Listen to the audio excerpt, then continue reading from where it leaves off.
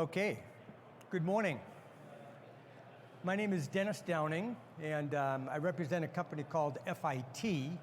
And what I'm going to talk about today is a principle, philosophy called Bionomics, which I'll explain in a little bit. FIT was started in 1992, 27 years ago. I used to be in the field of workers' compensation, and I didn't like it because it was very reactive. So what are we doing about tomorrow's claims?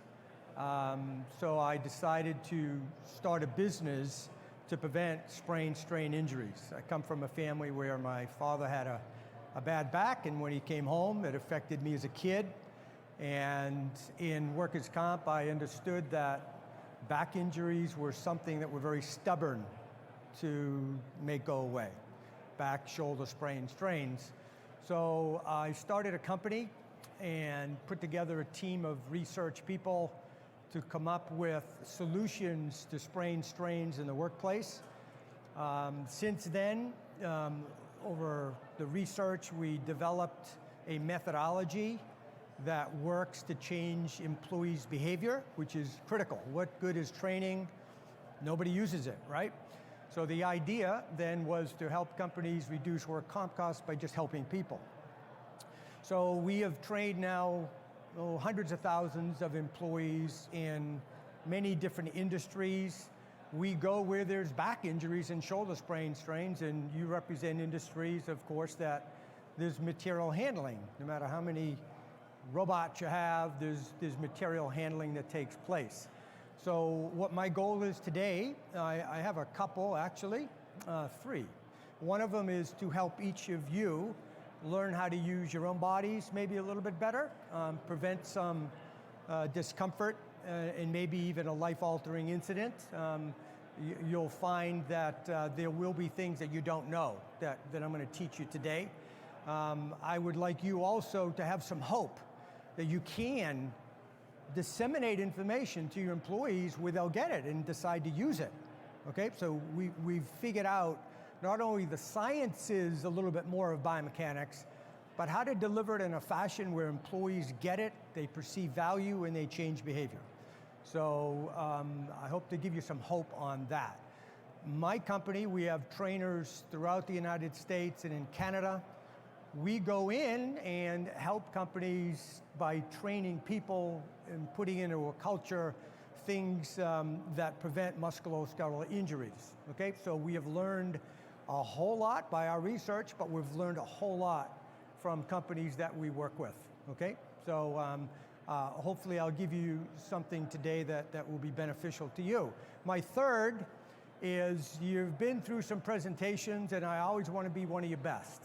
Okay, so I have a goal to keep your attention and to make it interesting. So in doing that, I'm going to ask everybody to participate a little bit in standing up and doing some things. You're not going to be up front, or, you know, there's not going to be any, when we do stretching, leotards or music or things of that nature. I'm hearing some, is there a dentist out there doing their work? Okay, can you hear me okay? All right, so let's get started, all right? All right, let's talk about our research. When we started this, actually a little before 92, we had to find out why back injuries persisted, and we ran into a datum that if you haven't found a problem, the problem causing a situation, then you're not going to get the solution. Does that make sense? So if you're having, say, problems with production, you know, you're going to take a look at, well, is it machinery? Is it procedures? Is it systems? Is it a person or people?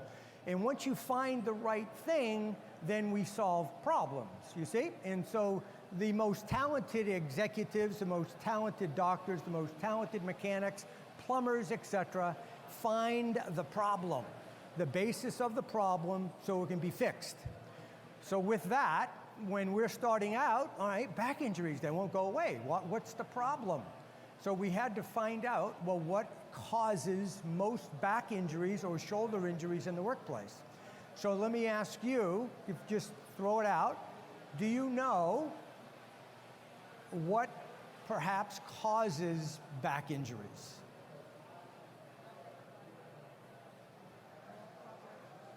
Okay, so proper body technique, okay? Yeah, anybody else? Very good. Anybody else?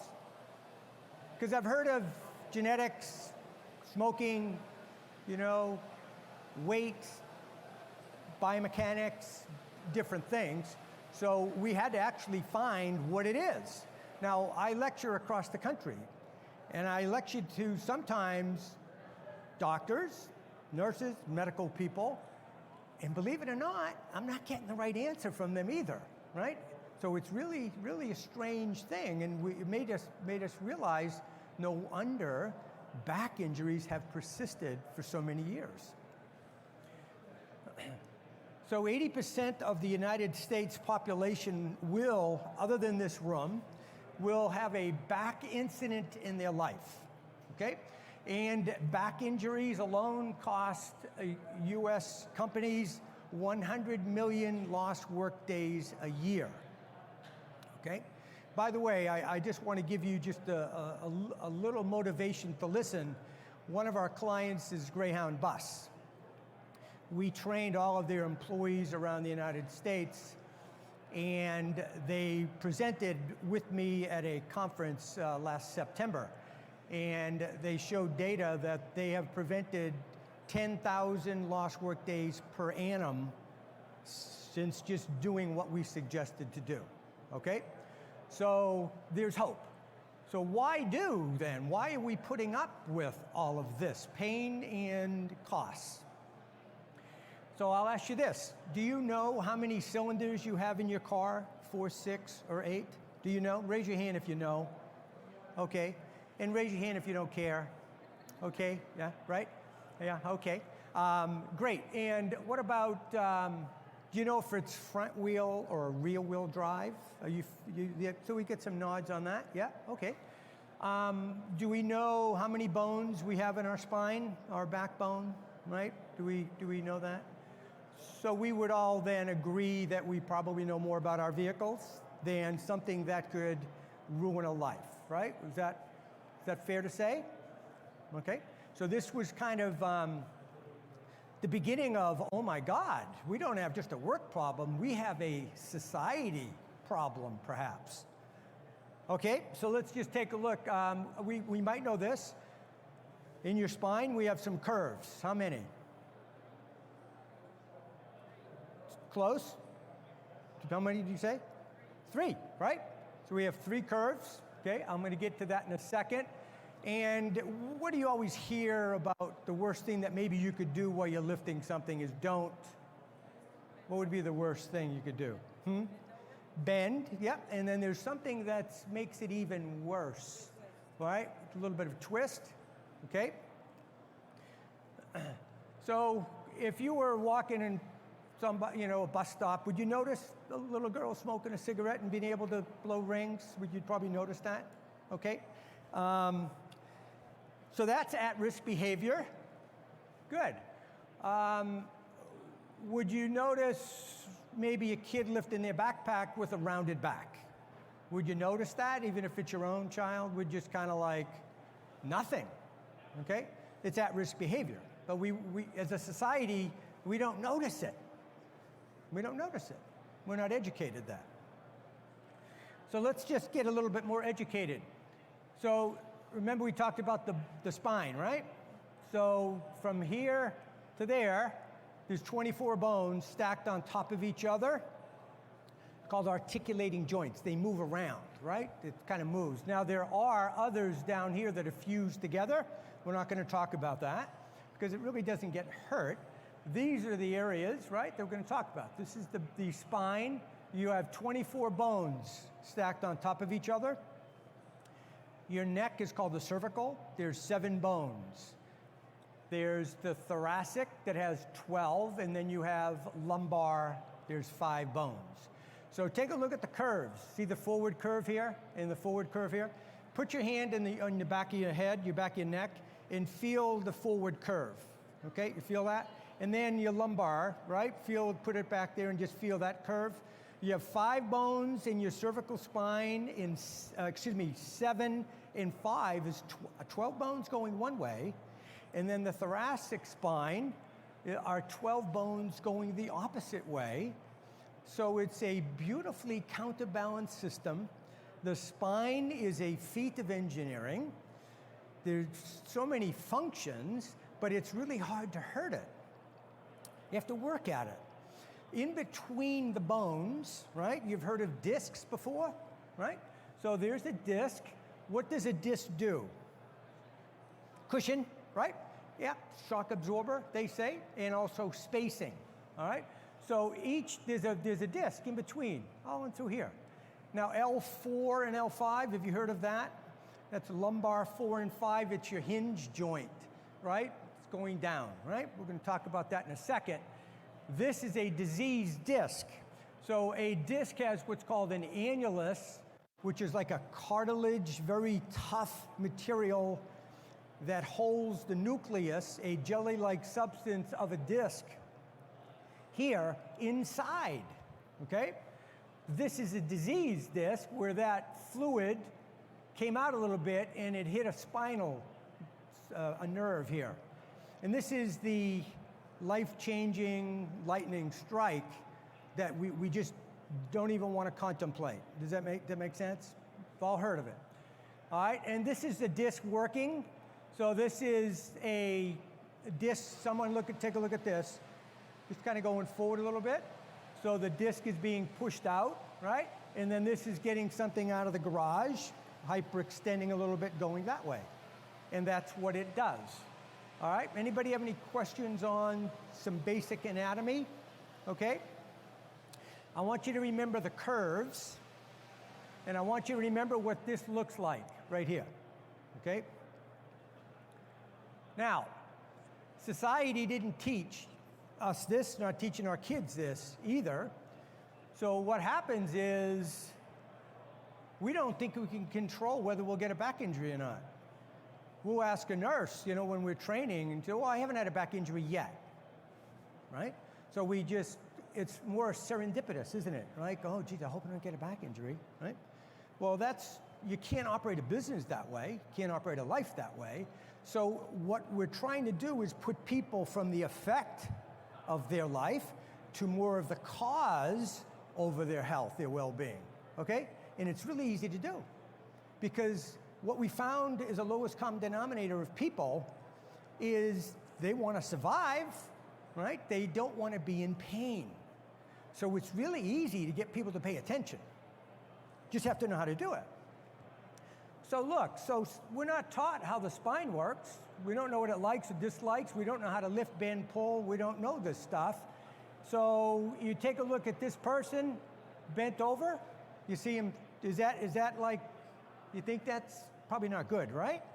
Matter of fact, if you look at the people actually shoveling in this picture, all of them have a rounded back. The only ones that are protecting their back here are the people watching the other people work. Okay? So let's take a look at something here. This is life. See this right here? Remember I talked about the 3 curves? When you maintain your curves, you can't hurt your discs. You can't hurt your back when you maintain. As soon as we release those curves or lose them, then we're at risk, okay, which I'm going to talk about in a second. So you can see this is life. So when we're training people, or turn it over to the company to do so, we say, no, this is not a work 8 to 5. This is 24/7 training, because we all live in gravity 24/7. So you take a look, this rounded back, round, round, this person here with the head going down, right? This person's head, our heads weigh about 12 pounds, 10 to 12. If you saw the Jerry Maguire movie, he said 8 pounds. We had a really small head, obviously, because it's about 10 or 12. So look, this is my head, say 12 pounds. That lady's head down here is about 30 pounds of stress, okay? Which we'll talk about again in a minute. So anyways, I just wanted to show you some pictures of life. You see this? The American College of Sports Medicine has touching your toes for your hamstrings as one of the most dangerous stretches you could do. Yet, gym teachers teach it all the time. That's where the ignorance is in our society.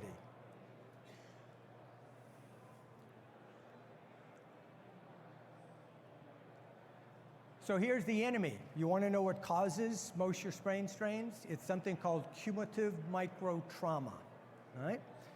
So if you take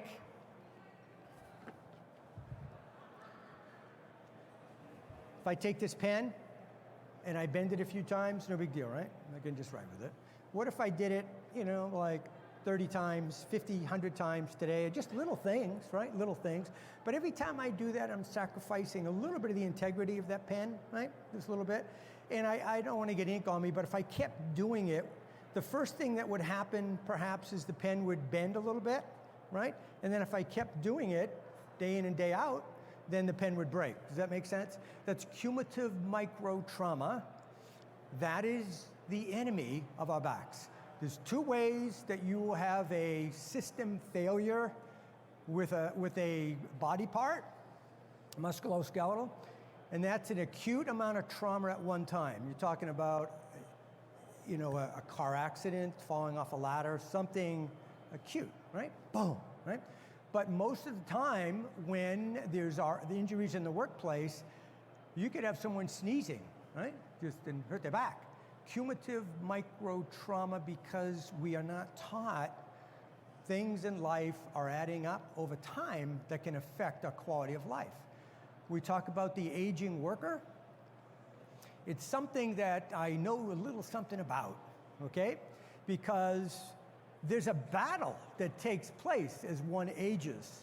So you can kind of give into the natural kind of cell shrinking a little bit, okay? You can give into that and say, my aches and pains because I'm getting older, or you can find the right cause of your aches and pains, and it's nothing more than cumulative microtrauma adding up on the body. So as we age, maybe we need to do a little bit more stretching or things to combat that natural tendency. Does that make sense? But we don't give in to, my aging workers, they're getting injured. Well, they've accumulated too long, that's all. We can reverse it by, if I bent this pen, right, and I bent it, by stretching it the opposite way, right, to elongate now muscles a little bit longer. When your muscles shorten over time, you lose range of motion. Your joints don't move as much. Does that make sense? So what we want is pliability.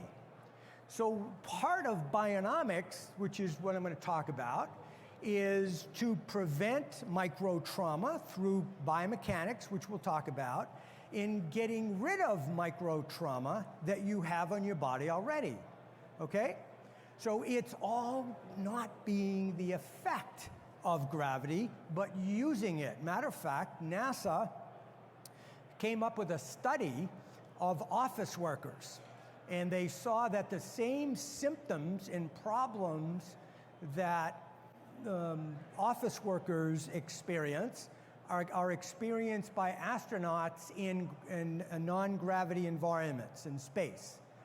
Because the body, interestingly enough, needs gravity for bone density, blood sugar, blood pressure. All of our systems, we rely on gravity. So the book, Sitting Kills, Motion Heals, is a phenomenal office ergonomic book. And what the PhD, I forget her name, top of my head, prescribes when you're sitting a lot is just stand up. Doesn't matter when you go to the gym, that's something separate. But during the day, stand up often, right? That lift, resisting gravity the body needs, okay? Does that make some sense? Okay, so getting back to cumulative microtrauma, we want to stop that. There's one part of the body Remember I talked about stretching, and reversing?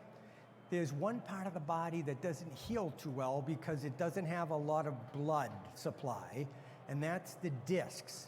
So let's just take a look at the day in the life of a disc, okay? So let's just call this, I think I'm gonna give it a little bit more air. So let's just call this L4, L5. Can we do that down here, right? So this is the day in the life. I'm standing up and I'm maintaining my 3 curves called a power posture right here. So there's my disc, right? And I'm just going to bend down and pick something up. And I'm gonna hinge at L4 and L5. What did my disc do? Okay, went back like that. That's what it's supposed to do, right? Would you call that microtrauma, that little stress on the back side here? Could that be stressing the fibers of the balloon? This is where my spinal cord is, okay? So I'm doing that, okay? So how often do we do that in a day? Okay? How often do we sit down maybe and we don't sit deep in the seat and maybe we slouch a little bit, right? So I catch myself on the plane, right? So the solution to that is sitting deep in the seat. So when we're teaching drivers, there's vibration. When you're in a vehicle moving, right? There's vibration, so you get this going on. More microtrauma is to sit deep in the seat. You can't slouch when you sit deep in the seat. You have to actually move your fanny a little bit forward to slouch. Does that make some sense? All right, remember I talked about twisting? What about this? Laundry, twist. Kid, box, shoveling, 9 o'clock instead of there, right? So cumulative microtrauma over time. Hachoo. Geez, doc, I just sneezed, or I was just brushing my teeth. Has nothing to do with how you brush your teeth, right? Cumulative microtrauma. Everybody got that okay? So that's the enemy. Now let's figure out how we can prevent it. Oh, one more thing, the phone.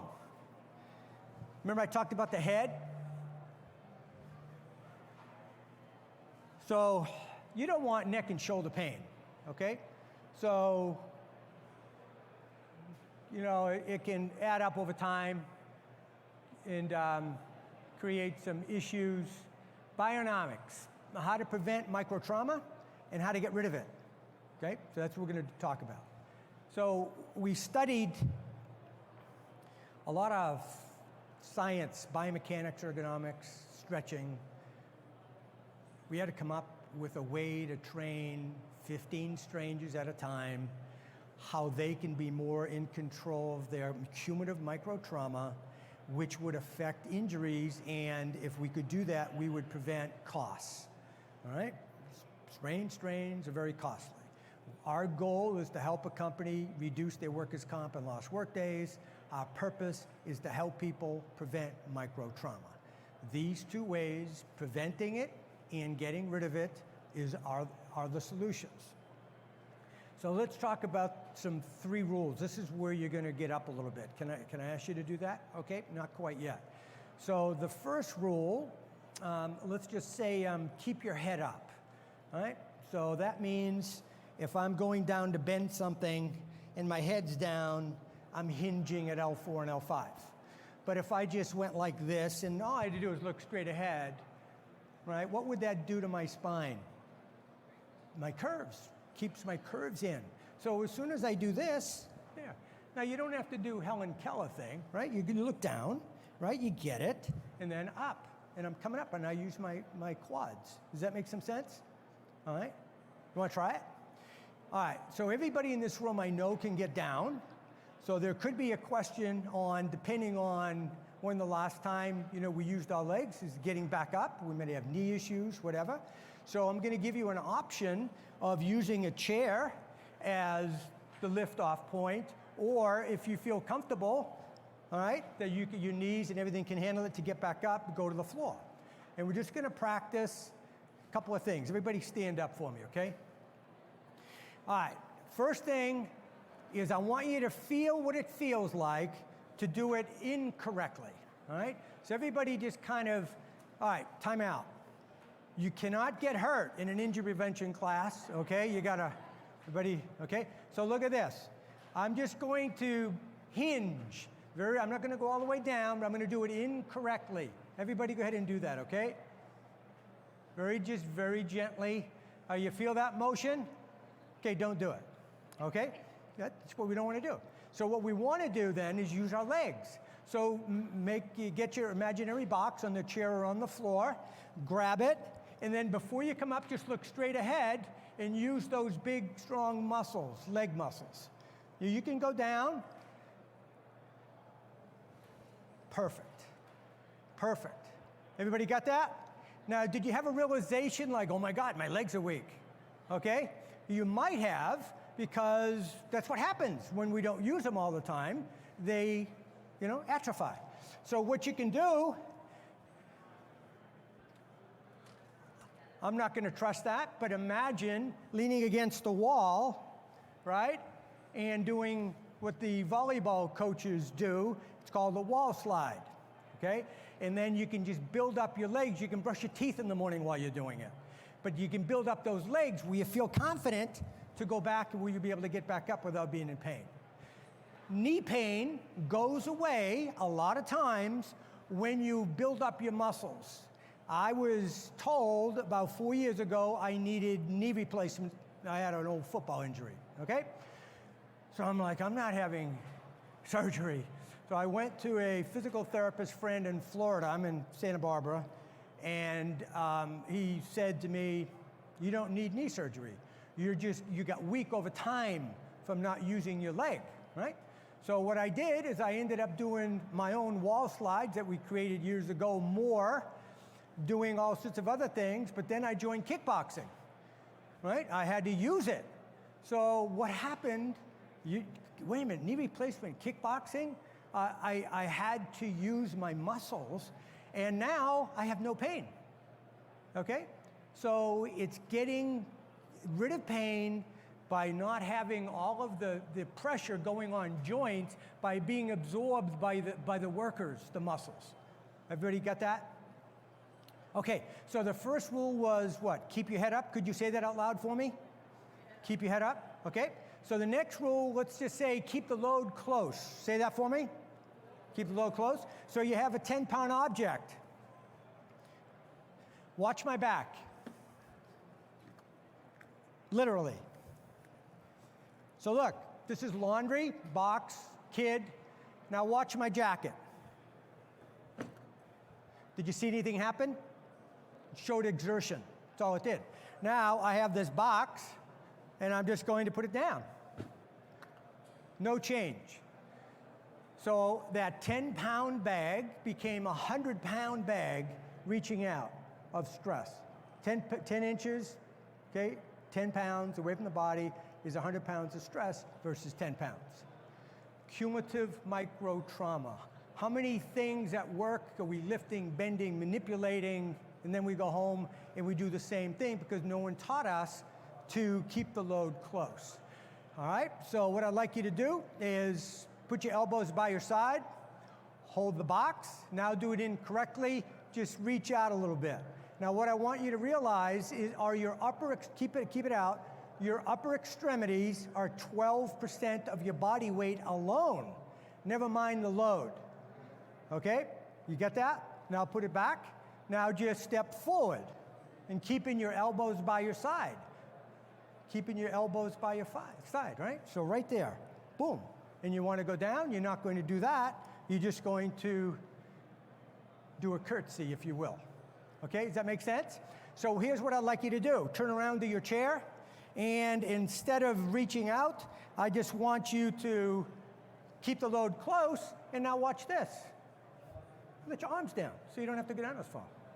Okay, it's really simple. Okay, go ahead and do that. Keep the load close and keep the head up.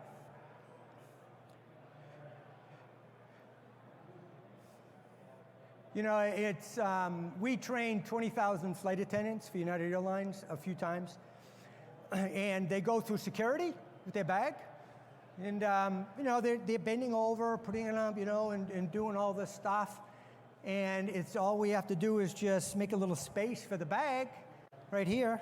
Boom, it's down. We don't have to go down like that. It's just here, lifting it up, boom, putting it through. It's so simple if we actually think about it. Does that make some sense? 2 rules so far, right? Keep your head up, say that. Keep your head up, and keep the load close, keep the load close. The last one is probably more important, and that is keep your nose between your toes. Can you say that for me? Keep your nose between your toes. Okay, here's the load. Feet shoulder width apart, please. All right? There's my power zone from toe to toe, right there. I feel really strong right there. Now what I want you to do is just go outside that zone just a little bit and imagine lifting. Do you feel weaker? You feel a little weaker? Yeah, because you are. So here's your power zone. This is what you want to do. Keep your nose between your toes. Now we came up with these 3 rules out of all the science of biomechanics because it's easily incorporated into a culture. It's easy. Does that make some sense? Keep your nose between your toes, Joe. Right? Easy does it. Okay, so let's just try that again. I have perpendicular to your chairs, okay? Please stand perpendicular to your chair. And imagine, you know, before today, you might just, if you had laundry, you would just kind of put it down, but just turn. Now, do it. Okay? So no twisting. Okay, everybody got it? Just turn your feet. Yeah, face your belt buckle to where the landing zone. Okay, thank you. Have a seat.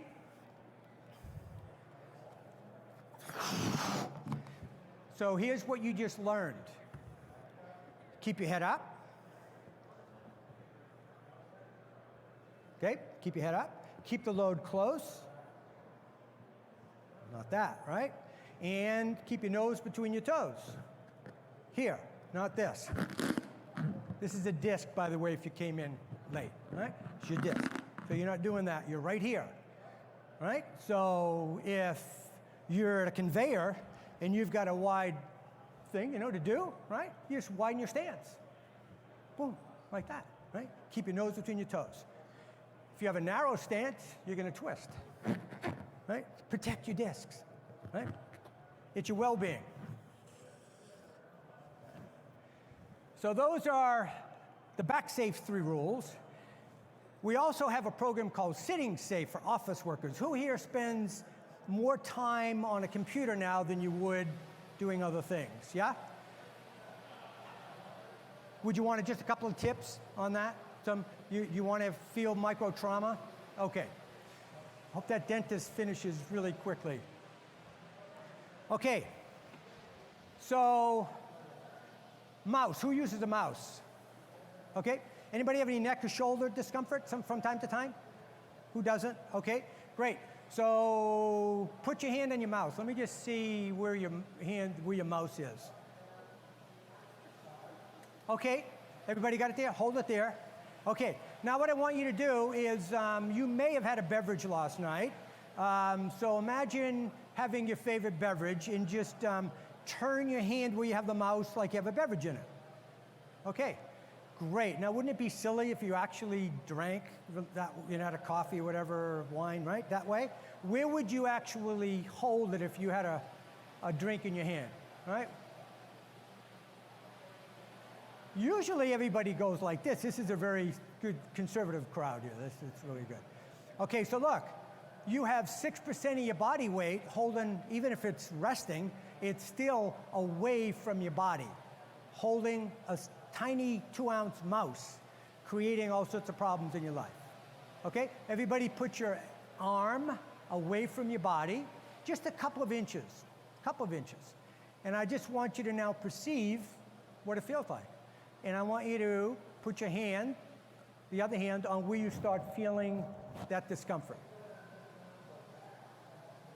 Okay? If you feel it in your deltoid, your lower shoulder area, it's just a matter of time because it's all connected, and it'll go up into the insertion up here in your neck and shoulders. Does everybody make sense, right? It's so simple. Ergonomics, it took me forever to learn how to say it, but to teach it, it's really simple. Right now, your office equipment dictates where your body is. You go in and, okay, you know, because you don't know. We don't know as a society.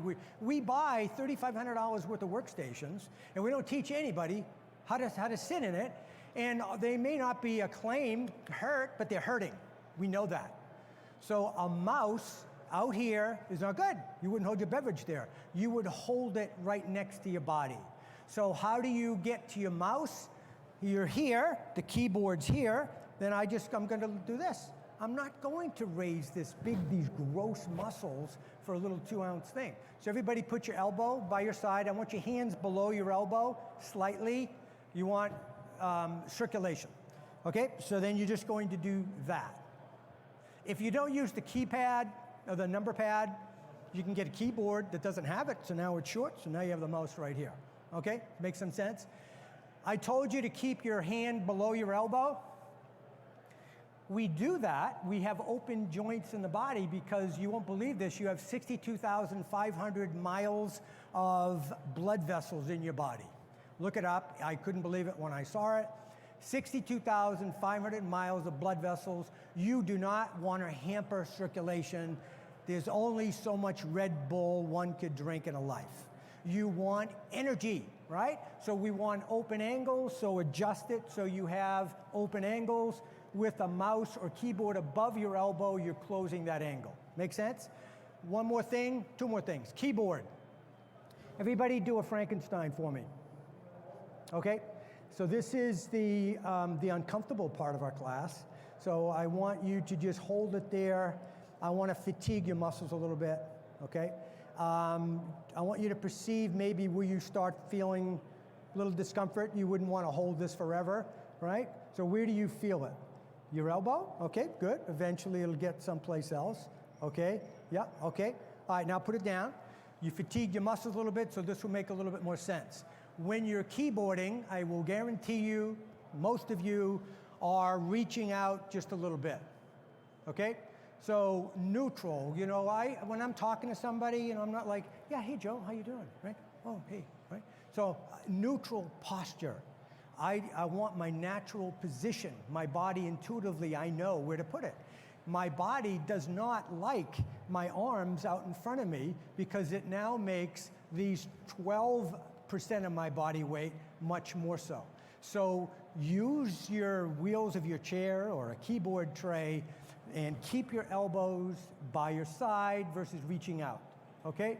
One more thing, this is probably the worst thing we can do for our neck and shoulders, which also affects our wrists, and that's that forward head posture. Your monitor height should be at about eye level, and we don't want it in another county, okay? Because we end up doing that, so you can increase the font, or you could get it closer to you. All right, so everybody just go put your neck out like, you know, it's budget time, you're putting it out, all right? Everybody get that motion, like, don't bother me, I'm hurting myself, okay? All right, now put your head back. Now take a couple of deep breaths, and I want you to perceive the lung capacity. A couple of deep breaths. Okay, now let's go into that mode where you tuck your chin out, get it out there, and take a deep breath. Did you notice something? There's a reflex, you can't breathe. You can't take a deep breath, it shuts it down. So not only are we affecting a 12-pound head now is 40 pounds or whatever it happens to be, neck and shoulders, but we're not breathing deeply. So keep that neck back. We don't want to walk around like this, which happens all the time. It's that pen that's bent. It's that forward head posture in a chronic position. Okay, so those are some rules on microtrauma. Now let's get rid of it. I want to just go over a couple of stretches with you, right? Neck and shoulders, does that sound like a good one, right? Okay, so here's the deal. Our job is to affect a change in employees, right? So we have a stretching card that if we hand it out without any technique, training, or buy-in, this would not be used. Okay, so I am going to sell you on doing a stretch, right? So this is how we're going to do it. What I would like to do is I would like you to measure your own range of motion, okay? So to do that, you'll look to the back of the room, keep your shoulders from moving, and you just look behind you as far as you can and notice the last thing you can see to measure against. That'll be a baseline. So look behind you both ways. Notice the last thing you can see peripherally. If it's your hair, move your hair, okay? Everybody got that? So now what we're going to do is a chin tuck. This is a phenomenal stretch to align the discs in our neck in soft tissue. So here's what I want you to do. It's a weird stretch. Your body doesn't do this, but chickens and pigeons do. Okay? Yeah, watch. So what I'm going to do is just retract my chin. I'm going to slide my chin back. So here's what I want you to do first. Put it out, and then just drive it straight back. All right? It's almost like you're losing that curve in the middle of your neck.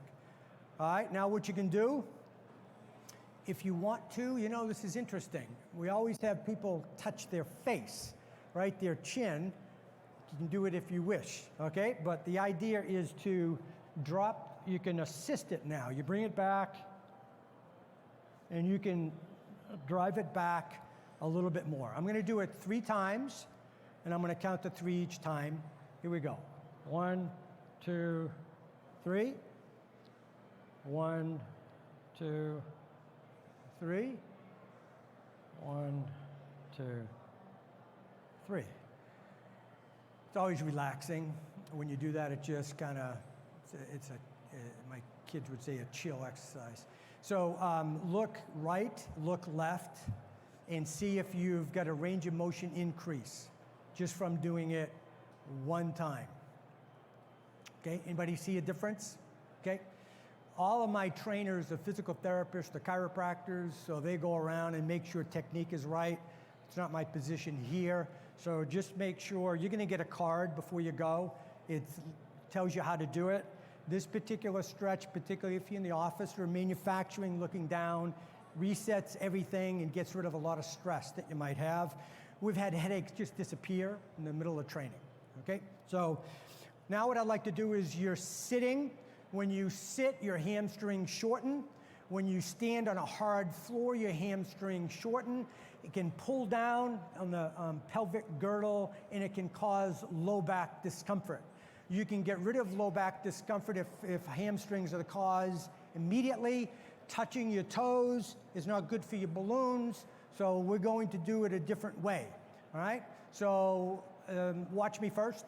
So I'm gonna stand with the shoulder width apart, and I'm gonna have a front leg. It's gonna be straddled stance here. So I'm gonna have my front leg is straight, okay? That's the leg. I'm gonna stretch the hamstring. I'm always maintaining my curves. My head's up, and I'm just going to dip now. I can do that with my head up, you see? And then my body's gonna tell me kind of when to stop. Okay, a little bit there, right? Take a breath or 2, okay? And it'll release, just releasing, right? Just kind of releasing. So, able to get a nice long stretch there. So let's go ahead and try it, but you know, if you haven't stretched for a while, you know, let's just don't expect too much, okay? That front leg is straight. Shoulder width apart, the width, okay? And put your hands on your hips, put your head up, you wanna look to the straight, to the back of the room, don't look down, and now you're just gonna hinge straight as you go down, all right? And you'll feel that front leg. So truck drivers, bus drivers, this is critical, all right? The drivers do this stretch to protect their backs. Did everybody feel anything? Yeah, you're getting something?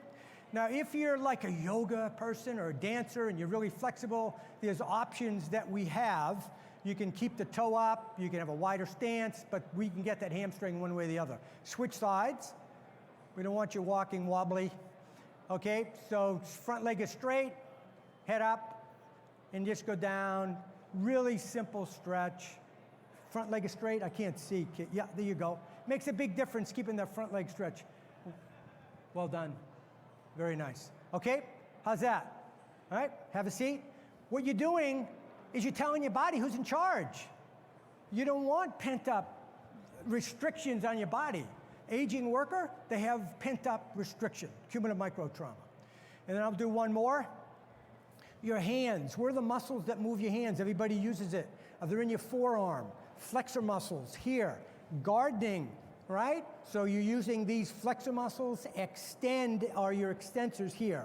Let's stretch those out. I'm gonna show you, put your elbow by your side, parallel to the floor. And then I just want you to very gently, now we're going to get those flexor muscles, all right? Now this is one, you're gonna get a stretch that way, and a slightly different one now as you extend your arm. Put your arm straight out. Okay? Do you know that when you're typing, you're contracting on a weekly basis millions of times? So to get rid of that. Now here, let's go search, very nice, very nice. Let's go search for a tight spot that you might have. I don't want tight muscles, right? Find it, take a couple of breaths, right? Get a little release. Turn it over. Let's get the extensors down here. I'm gonna rotate this way. Doing pretty good today, that's good. I'm gonna hold it right there, all right? Keep it there. Now what you can do with your hand to the outside, you can actually now turn your elbow in a little bit to get a little bit of a different stretch there. Point your thumb to the front of the room. We never stretch the thumb, okay? Now let's just do this. It's called reverse posture stretching. That's all we're doing is we're telling the body we're gonna stretch the other way. We want our muscles a little longer, okay? Everybody got that okay? How's that feel to the hand that you did compared to the other one? It's more alive, it's awake, circulation. All right, let's do the other side real quick. So what we teach people, there's a pre-shift stretch. Some companies say, no, okay, that's fine. It's 4 minutes. But then what we do is we teach people to manage their own stress throughout the day. So if you're feeling a little something, you can be walking to the restroom and do a hand stretch. All right, you're gonna manage your own health and well-being.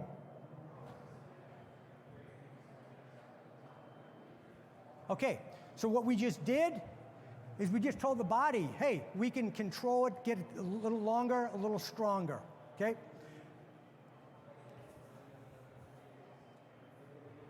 So we made some breakthroughs. I'm not gonna get too much into it, but when we were hired years ago, we were hired by some people that didn't quite get it. This was years ago, things have changed.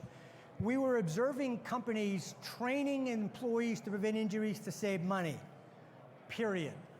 Employees wouldn't listen because they knew the company was doing it to save money, and they sat there. Companies started, hey, free pizza, we'll get some Coke, we'll get some donuts, bribing employees, please be safe. It didn't make sense. They want to be painless, don't they? So what we want to do is train with the right purpose. For every goal, I have a high school reunion coming up, I got to lose 12 pounds. Goal, 12. But what's my purpose? For every goal, there's a purpose. What's driving me to lose 12? I want to look better, okay? So when we train companies, the goal is to help you save money, but the purpose is to help people learn things they should have learned from grade 3. You got it? It's a different feel. It's a wellness approach. Here's what we found. You can't learn a physical activity by not doing it.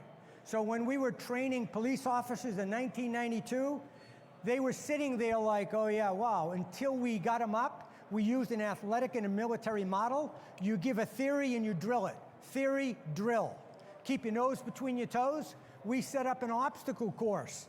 We take a look at the company, we customize an obstacle course of what they do, and we give them the rules, we practice a little bit, and then we go out and we practice in groups of, oh my God, they have to know what it feels like. Okay, does everybody make sense? That's why I had you get up a little bit, to get up to feel what it feels like. So the 2 hours of training that we do is stretching and an obstacle course-based training. If we were training post office, there's hampers, there's all sorts of material handling. There would be an obstacle course of how to do that using the proper techniques.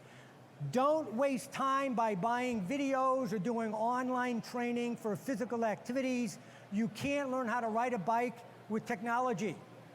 You learn how to ride a bike by getting on a bike.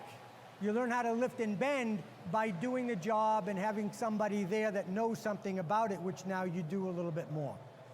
So these are examples of obstacle courses that we do. These are people doing their job, doing it right, figuring out how to prevent microtrauma. See this person here keeping the head up? Beautiful. Head up. All right, so these are all things that they're practicing getting the bugs out instead of boring the heck out of them with theory all day. They're up off their behinds, learning, physically doing it. All right, getting the load close. That person's, see the hand, supporting themselves, bringing it closer before the person lifts it. Now, all right, so we'll get through this. I just showed this because this is Greyhound. We're going outside, it's snowing. Well, don't you work in the snow, right? So it has to be real. You have to train with reality. This is an obstacle course of teaching bus drivers how to load luggage. Stretching. Oh, my people won't stretch. Yes, they will. They learn how to do it right, and they get a win out of it. You got to have wins. So there's ways, I'm not going to get into it now, that you install the program or whatever you're teaching. You reinforce it, maybe by having some professionals, supervisors learning how to reinforce it. And then there's other methods to keep it alive into your culture. You don't want a dip on sprain, strains, cost, and lost work days, and then over time going back up. You want to build things into the culture. Okay. Anybody have any questions? Yeah. How do you sit properly? Question is, how do you sit properly? Everybody slide forward a little bit in your chair. And now just relax. Let that balloon just kind of go back. Now go back and slouch a little bit. All right. Now what you want to do is sit deep in the seat. If you sit deep in the seat, you're not going to be able to slouch, okay? You want your knees level or slightly below your hips, all right? So your chair, you don't want it too low, you want it too high. If you have flats one day, heels another. So you want to have, it's a 90 to 110 degrees, right? All right? That's how you sit. Anybody have any questions? Did you learn something? Can you use it in your life? Who's going to win if you use it? Right? Yeah, and it's one of those things the companies don't know you have to do it. You're going to want to do it because it's for you. I'm going to hand out some stretching cards.